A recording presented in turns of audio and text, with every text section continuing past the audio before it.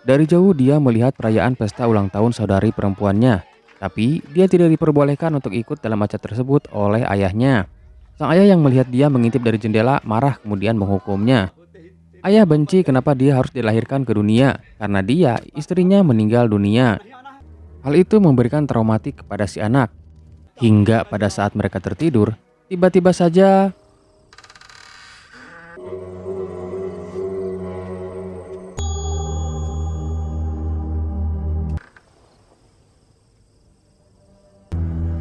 भाई।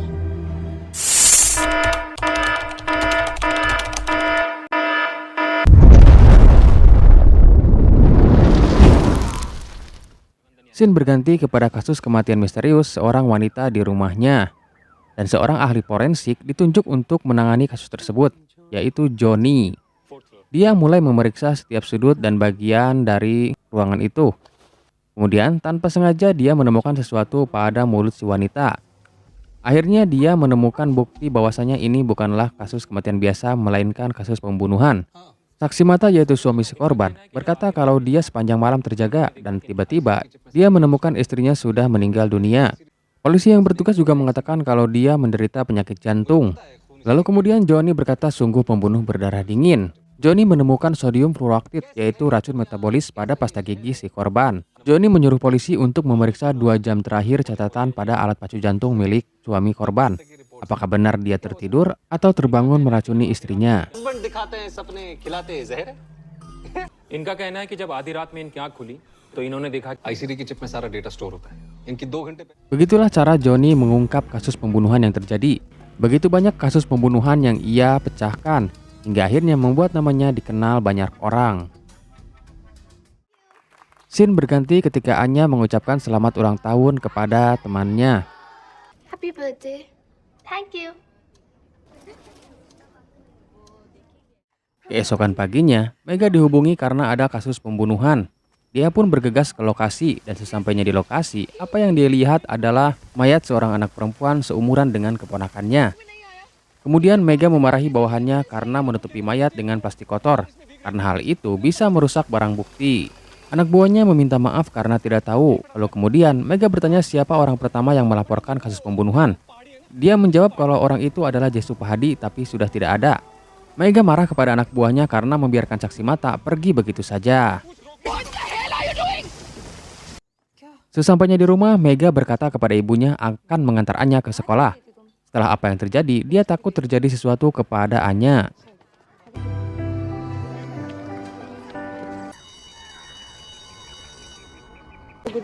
बाय।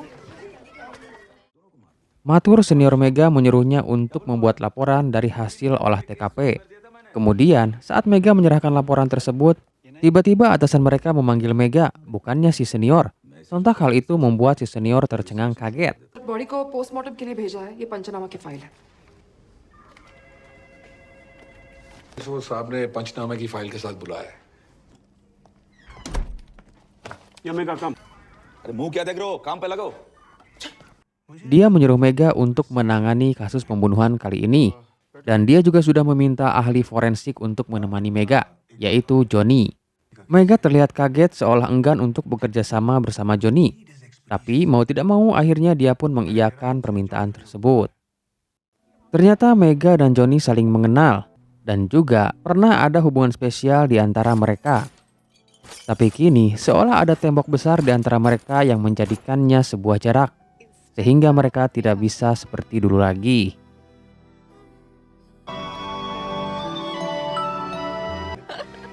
वैसे मेघा शर्मा या मेघा Khanna?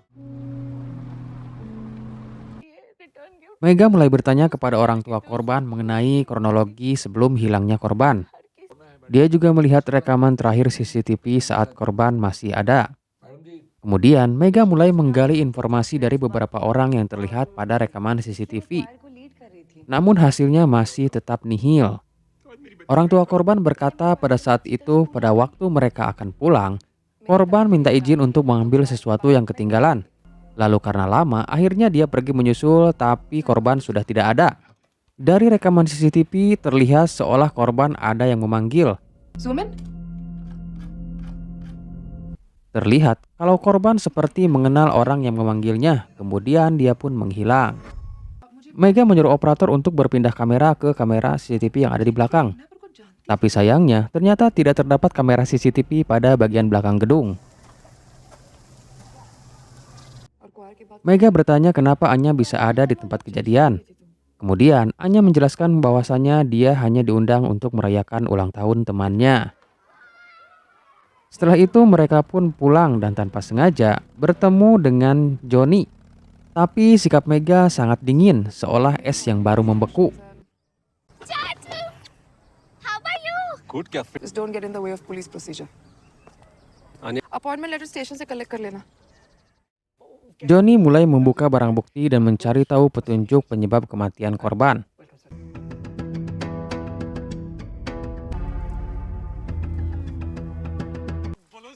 Dia juga mengecek ulang TKP hendak mencari petunjuk lain. Dan dengan keahliannya, sedikit demi sedikit ditemukan petunjuk baru. Keping demi keping puzzle mulai tersusun dan dia memiliki beberapa kesimpulan. Bahwasanya si pembunuh tersebut menggunakan sebuah pisau untuk menghabisi korbannya. Dan dia menggunakan tangan kiri. Dengan kata lain, pembunuh tersebut adalah seorang kidal. Ia sangat yakin pada asumsinya. Hal itu dapat terlihat pada bekas luka di tubuh korban. Dan juga tingkat kedalaman serta sisi miring dari luka tersebut. Keesokan harinya, Johnny mengajak Mega ke tempat terakhir kali korban terlihat.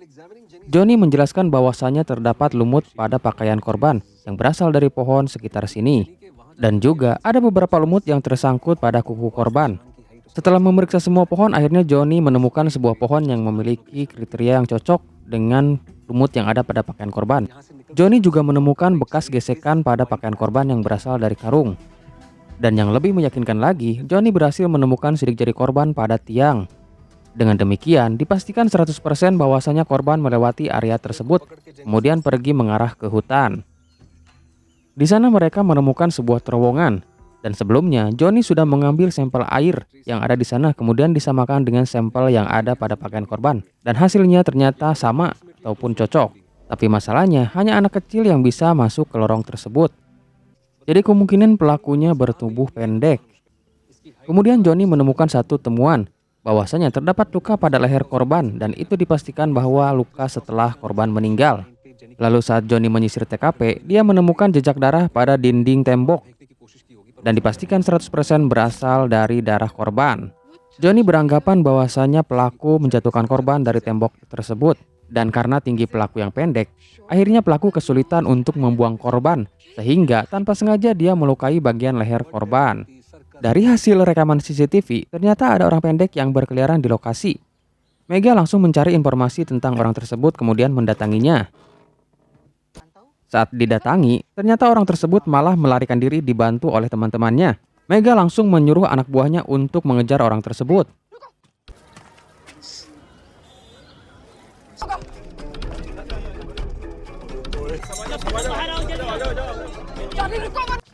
Lalu kemudian, saat hampir tertangkap, tiba-tiba sebuah kain menutupi wajah Mega. Dia pun kembali melarikan diri. Tapi sialnya, Mega dan pasukannya pantang menyerah, hingga akhirnya dia pun berhasil tertangkap.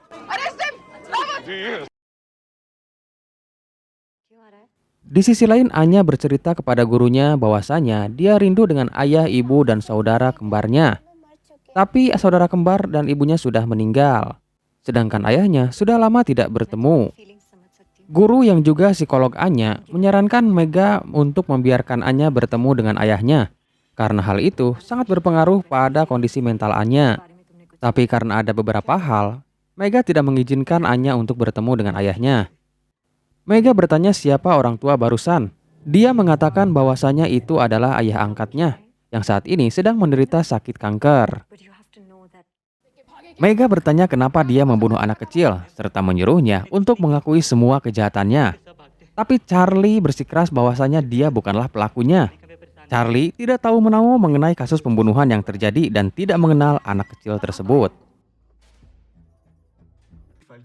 Atasan Mega menyuruh untuk segera memproses kasus Charlie di pengadilan.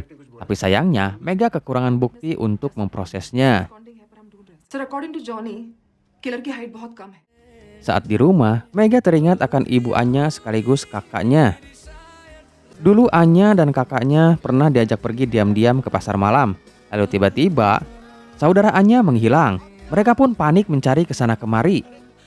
Setelah sekian lama mencari, akhirnya mereka menemukannya. Tapi sayangnya dalam kondisi yang mengenaskan. Setelah itu, ibu Anya juga bunuh diri. Dan karena hal itu, terjadi konflik internal. Mega menyalahkan ayah Anya sekaligus kakak Johnny atas semua yang terjadi. Dia membawa Anya serta melarang ayahnya untuk menemui Anya. Jika sampai melanggar, maka dia akan menjebloskannya ke dalam penjara. Johnny mencari petunjuk baru di TKP dan berhasil menemukan jejak kaki. Johnny menemui Charlie dan berpura-pura menjadi pengacaranya. Dia mengukur tinggi badan serta berat badan Charlie. Charlie sempat curiga kenapa seorang pengacara justru malah bertanya tentang tinggi badan dan berat badannya. Tapi kemudian, Johnny berusaha meyakinkannya bahwasanya itu diperlukan dalam pengadilan. Not bad. खड़े हो जाओ इस पे. Johnny mengambil jejak kaki Charlie yang ada pada timbangan, kemudian menyamakannya dengan jejak kaki yang ada di TKP. Setelah itu, Johnny membuat model 3D dari jejak kaki yang ada di TKP.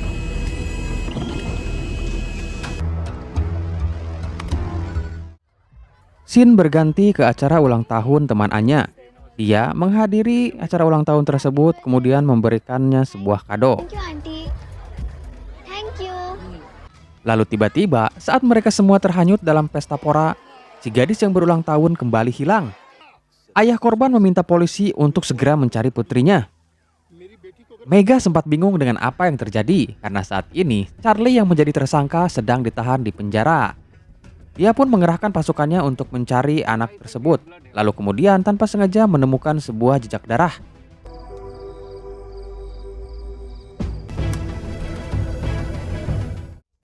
Johnny menggelar rapat dan mengemukakan penemuannya. Dari hasil olah TKP, dia menemukan sebuah jejak kaki. Dan setelah diperiksa, ternyata jejak kaki tersebut bukanlah milik Charlie. Johnny sudah membuat model 3D dari jejak kaki pelaku. Dari ukuran serta kedalaman jejak kaki tersebut, diperkirakan bahwasanya pelaku berusia sekitar 10-12 tahun. Dan itu artinya pelakunya adalah seorang anak kecil. Mereka semua ragu dengan hasil yang diberikan Johnny. Masa iya seorang anak kecil menjadi pembunuh berdarah dingin? Lalu kemudian Johnny mengemukakan beberapa fakta bahwasanya banyak sekali anak kecil yang menjadi pembunuh berdarah dingin. Namun tetap saja hal itu tidak membuat atasan polisi yakin. Mega berkata bahwasanya dia sudah berhasil menemukan saksi mata pada pembunuhan pertama. Mereka mulai menginterogasi saksi mata untuk mencari tahu siapa pembunuh sebenarnya.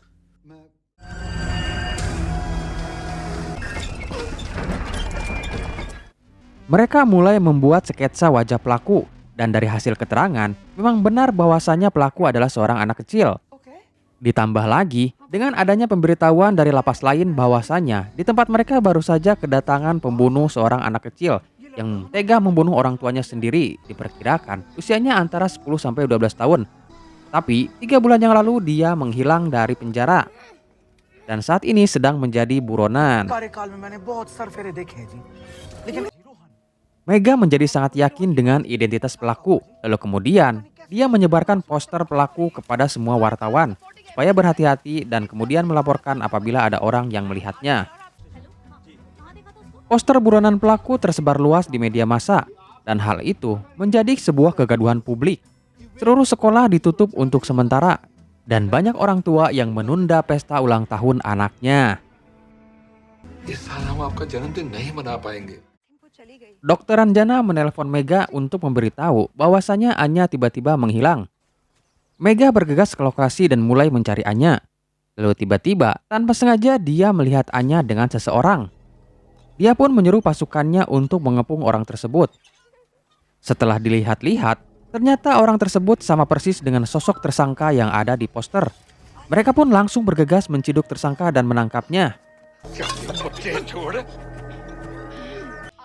Mega bertanya di mana dia menyembunyikan anak kecil yang terakhir kali dia culik. Tapi dia tidak mengatakan sepatah kata pun. Mega mulai memeriksa lokasi sekitar. Dan benar saja, dari kejauhan dia melihat sesosok mayat anak kecil.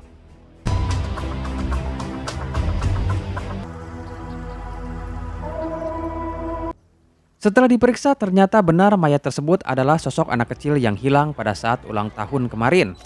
Dalam waktu singkat, penemuan mayat dan penangkapan pelaku oleh Mega langsung viral di media. Dan seketika itu, banyak orang tua yang kembali merayakan ulang tahun anaknya, serta sekolah-sekolah kembali dibuka. Tentu saja, itu menjadi sebuah prestasi untuk Mega. काश मेरे पास कोई महंगी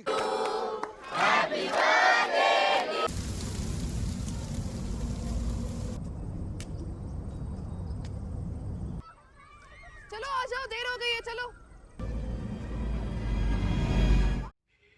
Mega menyodorkan beberapa foto untuk dikenali, tapi dia hanya terdiam seolah memiliki masalah mental.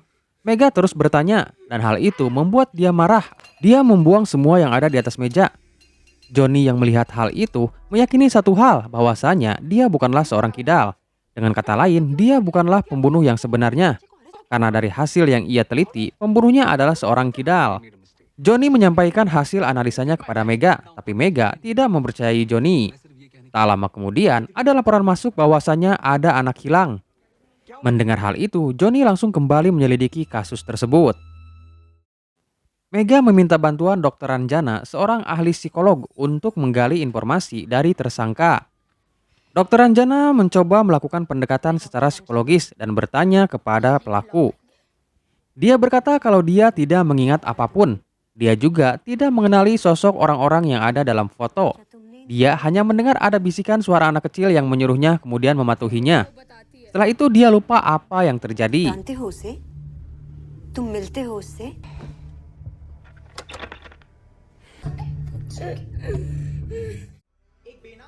Tiba-tiba muncul berita menayangkan rekaman CCTV anak yang hilang sedang didorong oleh Anya, yang merupakan keponakan dari Mega, si polisi yang menangani kasus pembunuhan. Sontak hal itu membuat semua orang tercengang kaget, termasuk Mega itu sendiri. Dia pun langsung bergegas mencari Anya ke sekolahnya, tapi tidak ada. उसे ढूंढने के लिए मुझे Di kantor, Mega disekor sementara dari kepolisian. Kemudian, Matur ditunjuk untuk menggantikan Mega menangani kasus tersebut. Mega juga dilarang keluar rumah. Untuk sementara waktu, dia menjadi tahanan rumah.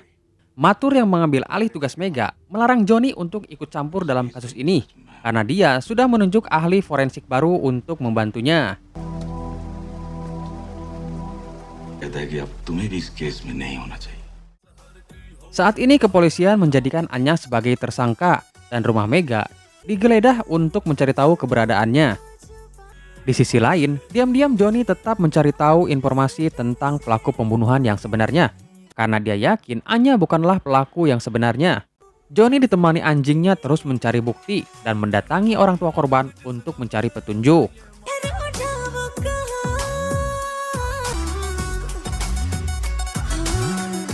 Di sisi lain, Mega mencoba mencari tahu siapa pembunuh sebenarnya dengan caranya sendiri, meskipun saat ini dia sedang menjadi tahanan rumah. Mega terus berpikir dengan keras hingga akhirnya hal itu membuatnya frustasi dan hampir menyerah.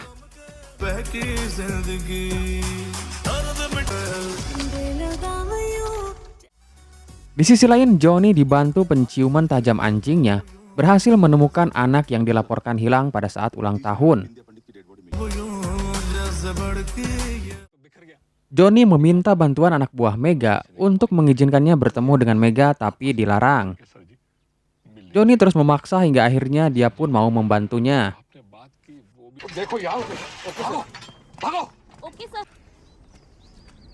अरे Rakesh Saat ditemui, Mega sedang putus asa menghadapi masalah yang menimpanya.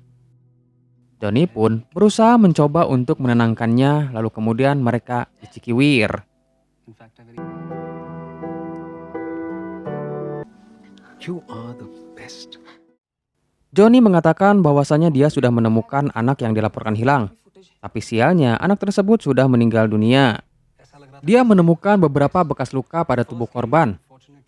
Johnny beranggapan bahwasanya pelaku adalah seorang yang sangat kejam dan juga mungkin seorang psikopat. Terdapat bekas gigitan pada lengan korban dan dari hasil tes DNA itu adalah DNA laki-laki. Kemudian Johnny juga menemukan sebuah rumah tua yang diduga merupakan tempat disekapnya para korban. Dia meyakini hal itu karena tempat itu sama persis dengan rekaman video CCTV yang viral di berita. Johnny mencoba mencari petunjuk di rumah tua tersebut, tapi sayangnya pelaku cukup cerdik dan sudah membersihkan semua jejak yang ada. Tapi untungnya, Johnny berhasil menemukan jejak darah pada bagian sudut antara lantai dan dinding. Karena itu mungkin cukup sulit untuk dibersihkan pelaku. Johnny pun segera melakukan uji tes DNA dan setelah dicek, ternyata hasilnya sama persis ataupun cocok dengan DNA anak yang dilaporkan hilang. Johnny juga sudah memindai tempat tersebut menjadi 3 dimensi, sehingga dia bisa melihatnya dari kejauhan tanpa harus mengeceknya ke lokasi. Tiba-tiba Johnny melihat hasil gambar Anya, dan sepertinya dia tahu lokasi tempat tersebut. Dia pun mengajak Mega untuk ke lokasi tersebut dan meminta bantuan anak buahnya untuk membantu mereka melarikan diri. Matur bertanya tentang keberadaan Mega, tapi dia pura-pura tidak tahu. Sesampainya di lokasi, Johnny dan Mega dibuat kaget saat melihat Anya sedang bermain bersama ayahnya. Sontak hal itu menjadi sebuah pertanyaan besar, kenapa Anya bisa berada bersamanya? Mereka pun sempat berpikir bahwasannya ayah Anya adalah pelakunya. Di dalam rumah, ia menjelaskan bahwasannya dia hanya khawatir dengan anaknya. Saat melihat berita tentang anaknya di media yang menjadi tersangka, dia pun tidak tahu harus berbuat apa, kemudian memutuskan untuk membawa Anya ke tempat tersebut. Hanya itu satu-satunya cara yang bisa ia lakukan untuk melindungi putrinya. Ia tidak mau hal buruk menimpa putri satu-satunya, seperti yang sudah terjadi pada almarhum istri dan juga almarhum anaknya, yang juga sekaligus kembaran Anya.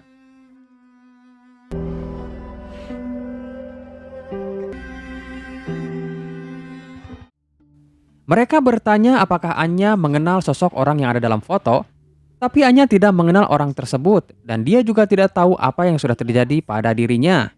Lalu kemudian Mega mengajak Johnny untuk mencari petunjuk lain supaya Anya bisa terbebas dari tuduhan.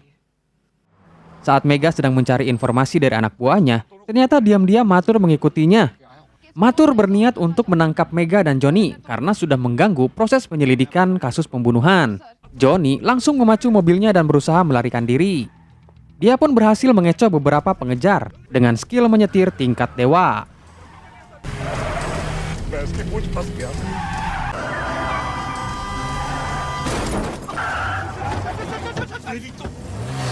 Saat dia merasa sudah berhasil lepas dari kejaran Matur, tiba-tiba Matur muncul di belakangnya.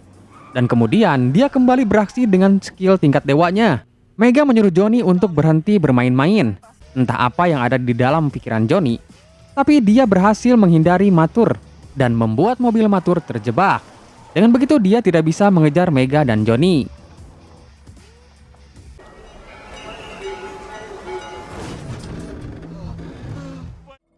Johnny menemui gurunya untuk mencari tahu informasi pelaku dari sampel DNA yang ia miliki. Di sisi lain, Mega menyuruh anak buahnya untuk mencari informasi kasus pembunuhan yang sama pada beberapa tahun yang lalu. Dia pun akhirnya berhasil mendapatkan salinan dari kasus yang terjadi beberapa tahun lalu berkat bantuan anak buahnya. Terdapat beberapa kesamaan antara kasus yang terjadi sekarang dengan beberapa tahun yang lalu. Johnny menemukan bekas gigitan pada korban terdahulu. Setelah melalui uji lab, ternyata DNA-nya sama dengan pelaku pembunuhan yang terjadi sekarang. Dari sini mereka menyimpulkan bahwasannya pelakunya adalah orang yang sama. Berkat bantuan alat yang dimiliki gurunya, kini ia bisa memperoleh model 3D dari wajah pelaku berdasarkan sampel DNA yang ia miliki. Namun sayangnya waktu yang diperlukan cukup lama dan sampai kini masih belum selesai.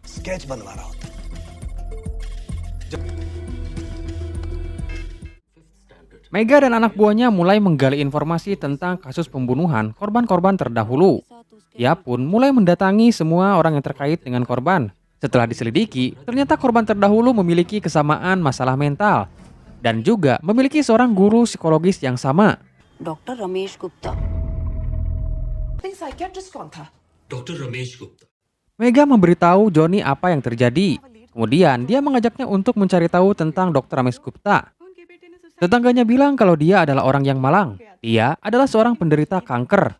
Lalu pada suatu hari dia juga pernah mengangkat seorang anak laki-laki dan membesarkannya sampai besar. Tapi setelah besar, anak laki-laki tersebut malah bunuh diri dan berakhir tragis ditabrak kereta api. Mega meyakini bahwasanya anak itu bukan mati bunuh diri, tetapi mati dibunuh Dr. Ramesh Gupta. Yang jadi pertanyaannya adalah kenapa dia membunuh kembali setelah 5 tahun vakum, atau bisa dibilang hibernasi.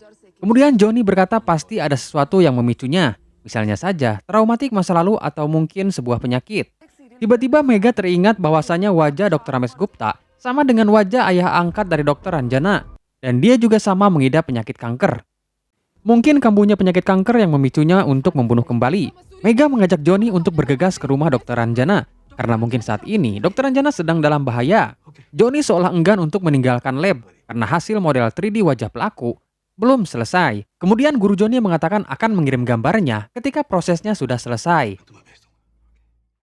Di sisi lain, ayah Anya hendak memberikan kejutan pesta ulang tahun. Tapi ia dibuat kaget ketika melihat kondisi Anya yang kejang-kejang.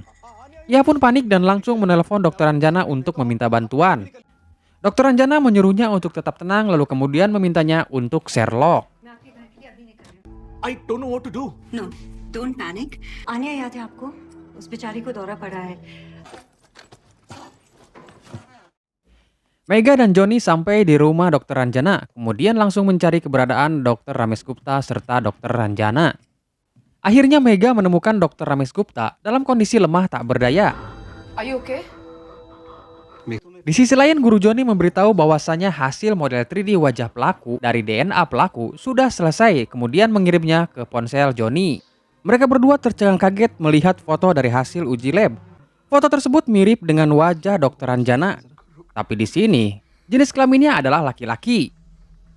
Lalu kemudian Dr. Ramesh Gupta bercerita bahwasannya dulu ia pernah mengadopsi seorang anak laki-laki.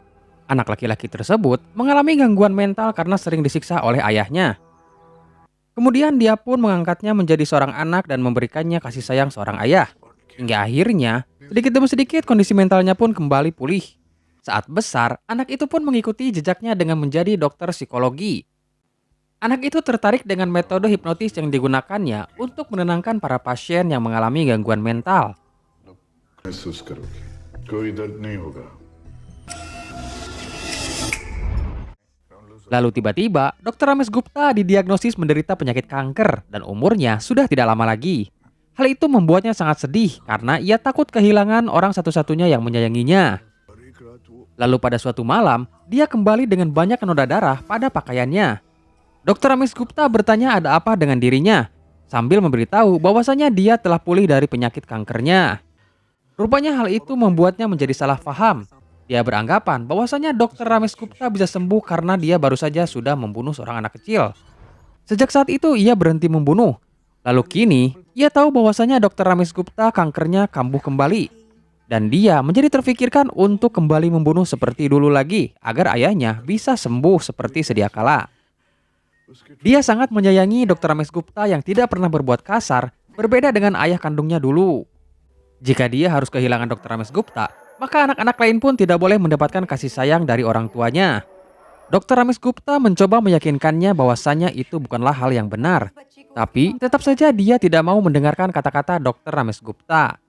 Accept करनी पड़ेगी कि मैं Dulu, ia pernah membunuh beberapa orang anak. Dan untuk menghilangkan jejak, dia pun memalsukan kematiannya dan mengubah jenis kelaminnya menjadi seorang perempuan.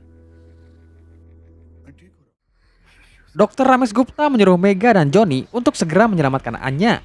Karena saat ini, Ranjana sedang menuju ke sana, tapi sialnya dihadang oleh Mathur. Di sisi lain, diam-diam Dr. Ranjana berhasil melukai ayah Anya dengan pisaunya. Ayah Anya tidak tahu apa yang terjadi. Yang jelas, dia berusaha untuk melindungi Anya dari Dr. Ranjana. Tapi sialnya, dia terluka cukup parah hingga akhirnya berhasil dilumpuhkan. Dr. Ranjana kembali menghipnotis Anya, kemudian membawanya ke rumah tua. Di sini, kita diperlihatkan bagaimana caranya Dr. Ranjana membawa para korban tanpa adanya perlawanan. वहां से घर ले जाओ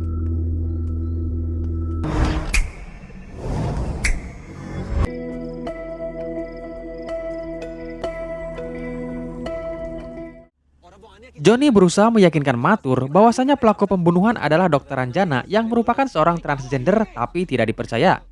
Sampai kemudian, tiba-tiba kakak Johnny memberitahunya bahwasanya Anya saat ini sedang dalam bahaya dan dia sedang terluka karena ditusuk oleh Dr. Ranjana. Dia pun meminta Johnny untuk bergegas menyelamatkan Anya. Mendengar hal itu, Mathur langsung percaya dan bersiap bertempur. Di sisi lain, Anya meminta Dokter Anjana untuk melepaskannya. Dokter Anjana tidak mau mendengarkan perkataan Anya, dan kemudian dia berusaha memberikannya sepotong kue. Tapi Anya terus berontak hingga akhirnya kue tersebut dijejelkan ke mulut Anya. Tiba-tiba alarm tanda penyusup di ponselnya berbunyi. Dia pun langsung mengecek dan melihatnya.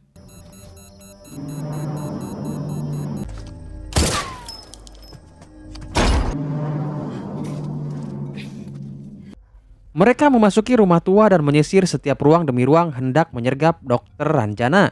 Tapi sialnya, mereka tidak menemukan Dokter Anjana dimanapun.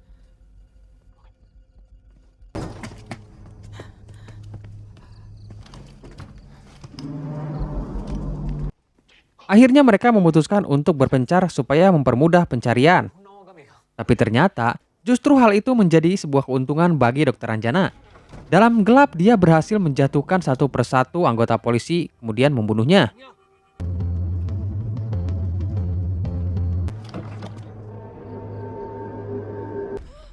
Dokter Anjana hampir membunuh Mega dengan belati andalannya. Tapi untungnya, Mega berhasil bertahan serta menyerang balik dengan mendorongnya sampai tersungkur. Dia pun bertanya tentang keberadaan Anya kepada Dokter Anjana. Tapi saat dia meleng, tiba-tiba Dokter Anjana menyerangnya hingga terjatuh. Di sisi lain, Johnny berhasil menemukan Anya dengan kondisi terikat. Dia pun langsung bergegas untuk melepaskannya. Dokter Anjana menyerang Mega dengan kayu yang baru saja dibakar dan apinya masih menyala. Anya, uठो! Anya! Are you okay? रुकना अंदर मत आना ठीक है I'll be back Dokter Anjana mengambil senjata dan hendak menembak mati Mega. Tapi untungnya, Johnny sudah berada di sana. Dia pun menyuruh Dokter Anjana untuk menjatuhkan senjatanya. Tapi sialnya dia tidak mau mendengarkan peringatan Johnny dan tetap berusaha untuk menembak Mega. Hingga akhirnya, Johnny pun terpaksa harus menarik pelatuk dan menembak mati Dokter Anjana.